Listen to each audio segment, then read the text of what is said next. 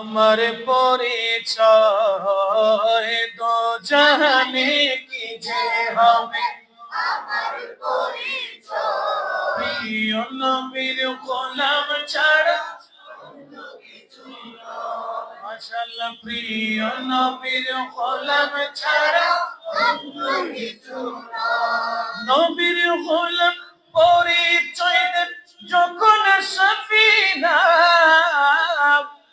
নবীর গোলাম পরিচয় দেন যখন সফিনা, বনের সিংহ পথ দেখালে নেই কোনো ভাবনা, বনের সিংহ পথ দেখালে নেই কোনো ভাবনা।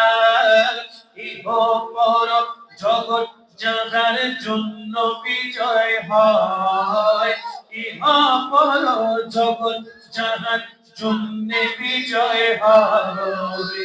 প্রিয় নবীর গোলাম ছাড়া অন্য কিছু নয়। মাশাআল্লাহ, প্রিয় নবীর গোলাম ছাড়া অন্য কিছু নয়।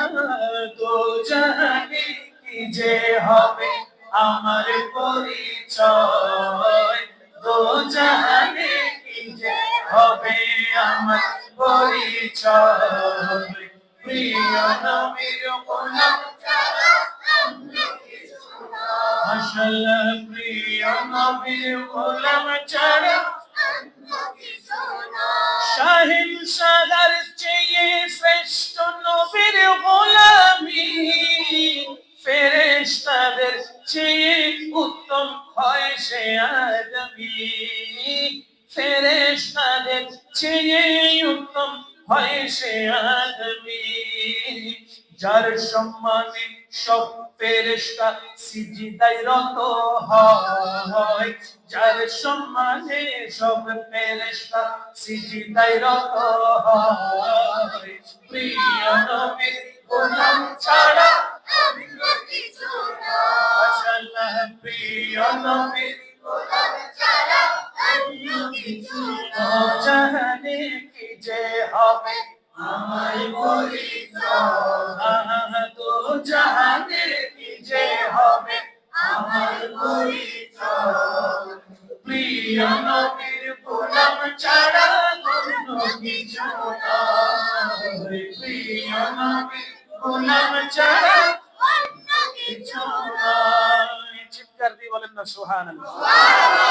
একবার বলি আলহামদুলিল্লাহ, একবার বলি আল্লাহু আকবার, দুই হাত তুলে বলি ইয়া রাসূলুল্লাহ। মাশাআল্লাহ, একটু জোরে। মহান রব্বুল আলামিনের আলিশান দরবারে হাজারো করোড়ো বেহদ বেশুমার শুকর গুজার করছি যে রব্বুল আলামিন আমাদেরকে আজকের এই পবিত্র রাতে লাইলাতুল মুবারাকাহ, লাইলাতুন নিসফ মিন শাবান, শবে বরাতের এই পবিত্র রজনীতে আমাদেরকে অত্র শাহী জামি মসজিদে উপস্থিত হওয়ার বসার তৌফিক দান করেছেন। রব্বুল ইজ্জতের শাহী দরবারে শুকরিয়া আদায়ের লক্ষ্যে একবার বলি আলহামদুলিল্লাহ। অত্র জামি মসজিদের হাজী বাদশাহ মিয়া জামি মসজিদের সম্মানিত খতিব মুকাররম, আজকের এই নুরানি মজলিসের মীরে মজলিস সম্মানিত সভাপতি উপস্থিত রয়েছেন, উপস্থিত আছেন অত্র শাহী জামি মসজিদের সম্মানিত খাদিমগণ, মুয়াজ্জিন, ইমাম সাহেব মহোদয়, থানি ইমাম, খাদিম, সামনে বসা মুসল্লিয়ান ইজাম, অত্র এলাকার সম্মানিত ব্যক্তিবর্গগণ সামনে উপস্থিত হয়েছেন, শুনছেন পর্দার আড়াল থেকে মুসকুরাত খাওয়াতিন মা বোনেরা, সোশ্যাল মিডিয়ার মাধ্যমে যারা দেখছেন সকলকে জানাচ্ছি অন্তরের অন্তঃস্থল থেকে আন্তরিক শুভেচ্ছা এবং মোবারকবাদ। সাথে সাথে দোজাহানের কামলিওয়ালা বাদশাহ নবীর সুন্নাহকে জিন্দার লক্ষ্যে সশ্রদ্ধ সালাম নিবেদন করছি। জবাবটুকু দিয়ে মাহফিলকে রৌনক এবং রোশন করবেন। আসসালামু আলাইকুম ওয়া রাহমাতুল্লাহি ওয়া বারাকাতুহু। মানুষের এই দেহের মধ্যে, দেহের ভিতরে দুটো জিনিস আছে, একটা হলো নফস আর একটা হলো রূহ। একটা নফস আর একটা,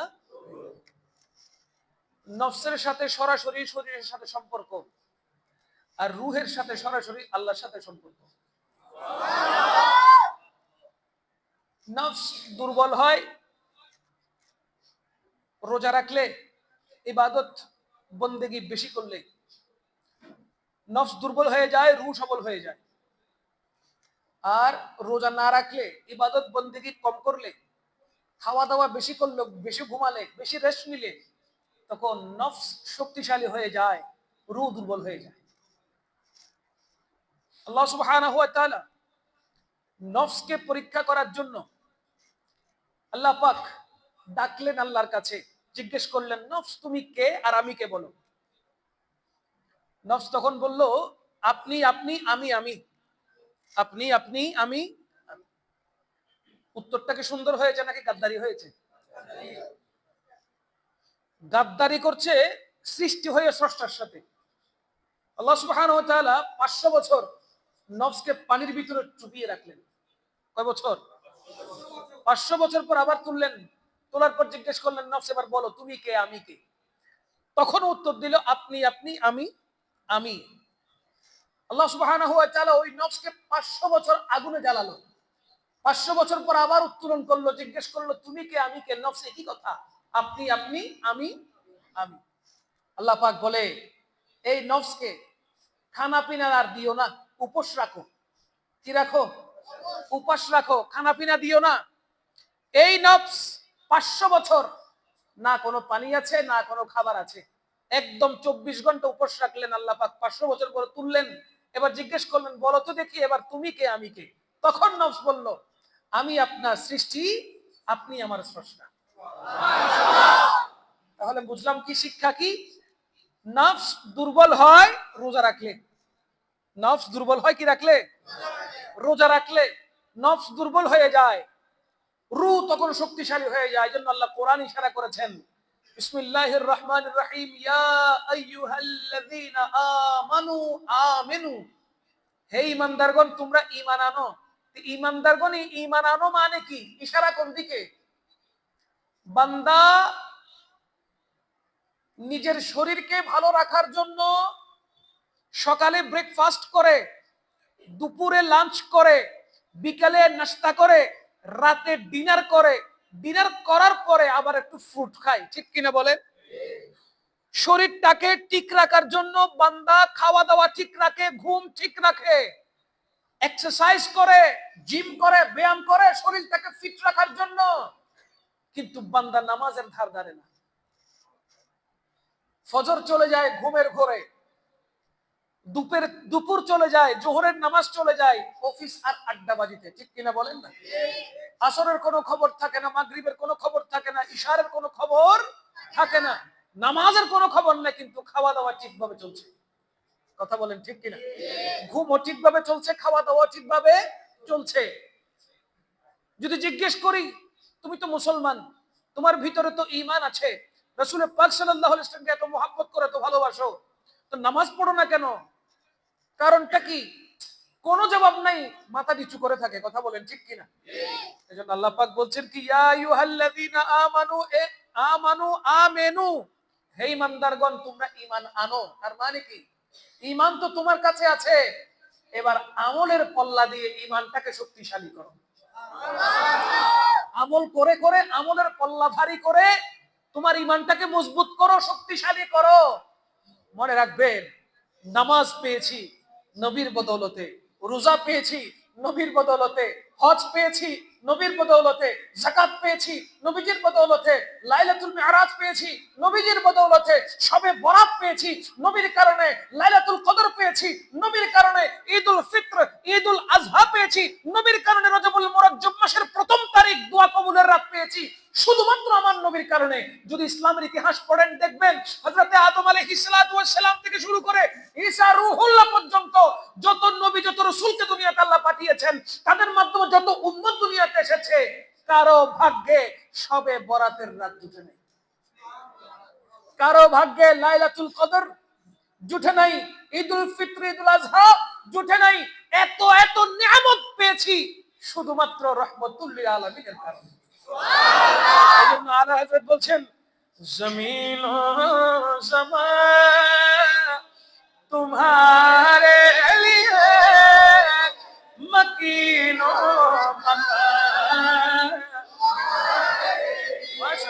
चुनी ना चुने बने तो जहां दहर में जुबान तुम्हारे लिए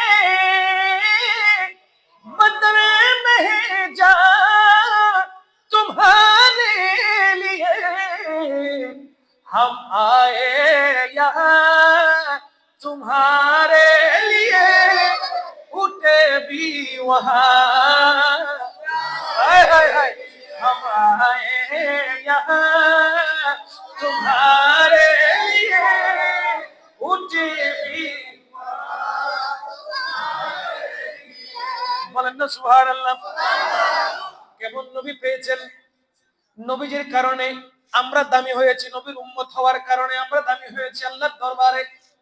সমস্ত আম্বিয়া-কেরাম তাদের উম্মতের চাইতে আমার নবীর উম্মত আল্লাহর কাছে দামি। আমার নবীর উম্মত আল্লাহর কাছে দামি। আমার নবী যেমন সমস্ত নবীদের সেরা, আমার নবী সমস্ত নবীদের সেরা, ঠিক তেমন নবীর উম্মত হওয়ার কারণে অন্যান্য নবীর উম্মতদের থেকে সেরা। বলেন না সুবহানাল্লাহ। আমার আলা হযরত বলছেন কত রাজা বাদশা দুনিয়াতে আসলো, কত রাজা বাদশা দুনিয়া থেকে চলে গেল, তাদের কোনো নাম নিশানা নাই, কোনো ঠিকানা নাই।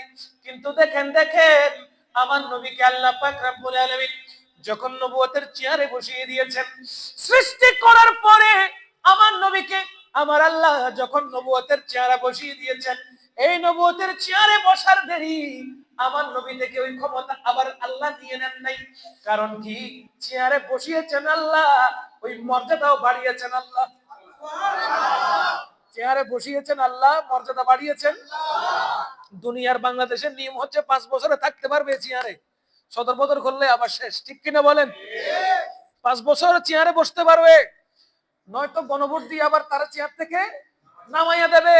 কতক্ষণ নেতাকে ফুলের মালা, আবার কতক্ষণ নেতাকে জুতার মালা, ঠিক কিনা বলেন? কিন্তু আমার নবীর বেলায় আল্লাহ সুবহানাহু ওয়া তাআলা রাহমাতুল লিল আলামিনকে যে নবুয়তের চেয়ারে বসিয়েছেন, নামিয়ে দিয়েছেন নাকি পজিশনকে বাড়িয়েছেন? কেমন করে বাড়িয়েছেন? আলা হযরত বলছে लाखों आए यहाँ और लाखों गए, लाखों आए यहाँ और लाखों गए, ऊंचे ऊंचे शहंशाह यहाँ न रहे। ফেরাউন আছে, নমরুদ আছে, বাদশা সাদ্দাত আছে নাই? তো তাদের নাম নিশানা নাই। আলা হযরত বলতেছেন কত রাজা বাদশা আসলো আর গেল, তাদের কোনো হদিস নাই। কিন্তু আমার নবীর কথা, क्या खबर कितने तारे खिले छुप गए, क्या खबर कितने तारे खिले छुप गए, पर ना डूबे ना डूबा हमारा सबसे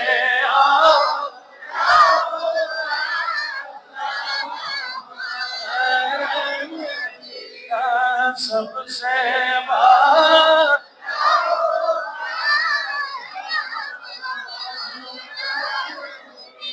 আমার নবী আল্লাহর কেমন হাবিব।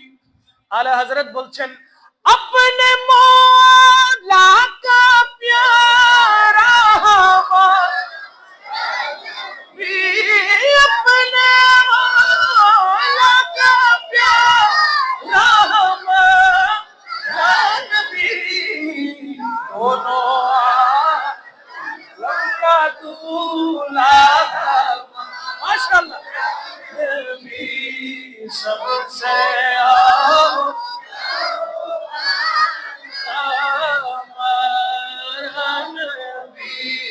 सबसे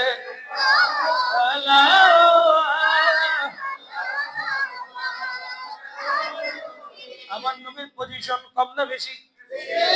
আমার নবীর ইজ্জত কম না বেশি? আমার নবীর আজমত কম না বেশি? খলিলুল্লাহ আর হাবিবুল্লাহর মধ্যে পার্থক্য আছে না নাই? আছে না নাই? হযরতে খলিলুল্লাহ, মুসা কালিমুল্লাহ, ইব্রাহিম খলিলুল্লাহ। এই ইব্রাহিম খলিলুল্লাহ বলেন, মুসা কালিমুল্লাহ বলেন, আদম সফিউল্লাহ বলেন, আর আরেক পাল্লায় রাখেন হাবিবুল্লাহ। হাবিবুল্লাহ হলো আমার নবী। সুবহানাল্লাহ পড়েন। মুসা কালিমুল্লাহ যখন আল্লাহ পাক রব্বুল আলামিনের সাথে বাক্য আলাপ করেছেন এবং ফরিয়াদ করেছেন, ওগো আল্লাহ আমি আপনাকে দেখতে চাই। আল্লাহ কি বলেছেন? লান তারানি, ও মুসা তুমি আমাকে কখনো দেখবা না। কিন্তু দেখার ইচ্ছা করেছিল কিনা বলেন না কেন? আল্লাহ কি বলেছেন? লান তারানি, লান তারানি। আমার নবীকে এই মেরাজের সময় আজ থেকে 15 দিন আগে মেরাজ গেল কিনা? মেরাজ পেয়েছেন কিনা? নামাজ পড়েছেন কিনা? রোজা রেখেছেন কিনা? এই মেরাজ, হায় হায় হায়, যখন জিবরিল আমিন বুরাকে উঠতে বললেন, আমার নবী জুতা মুবারক খুলে বুরাকে উঠছেন। আল্লাহ বলে, ওগো হাবিব জুতা কেন খুললেন? জুতা মুবারক পরে আপনি বুরাকে চড়েন। আমার নবী জানে আপনি মুসা কলিমুল্লাহর ব্যাপারে বলেছেন, মুসা তুমি কালাম করার জন্য তুর পাহাড়ে উঠছো, সুতরাং জুতাগুলো নিচে রেখে খালি পায়ে উঠো। মুসা কলিমুল্লাহর ব্যাপারে আপনি খালি পায়ে উঠিয়েছিলেন, আর আমি তো কোনো দুনিয়ায় যাচ্ছি না, মেরাজে যাচ্ছি, আপনার সাথে সাক্ষাৎ করতে যাচ্ছি, তাই আদবের কারণে আমি জুতা খুলে বুরাকে উঠছি। আল্লাহ পাক জানায়, ওগো হাবিব আপনি রাসূল হলেন, আমি আল্লাহর হাবিব। আপনি রাসূল হলেন, আমি আল্লাহর হাবিব। আর মুসা হলো কলিম। মুসা কলিমুল্লাহ হয়েছে দুনিয়াতে যাওয়ার পরে, আর আমি আল্লাহ আপনাকে হাবিবুল্লাহ বানিয়েছি সৃষ্টি করার পরে।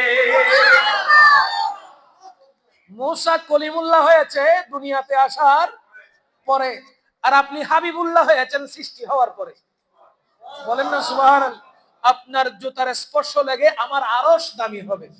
এইজন্য আল্লামা মরহুম মুগফুর সলিমউদ্দিন হায়দার রাহমাতুল্লাহি আলাইহি তিনি কত চমৎকার করে বলেছেন, আরশ মুআল্লার চেয়ে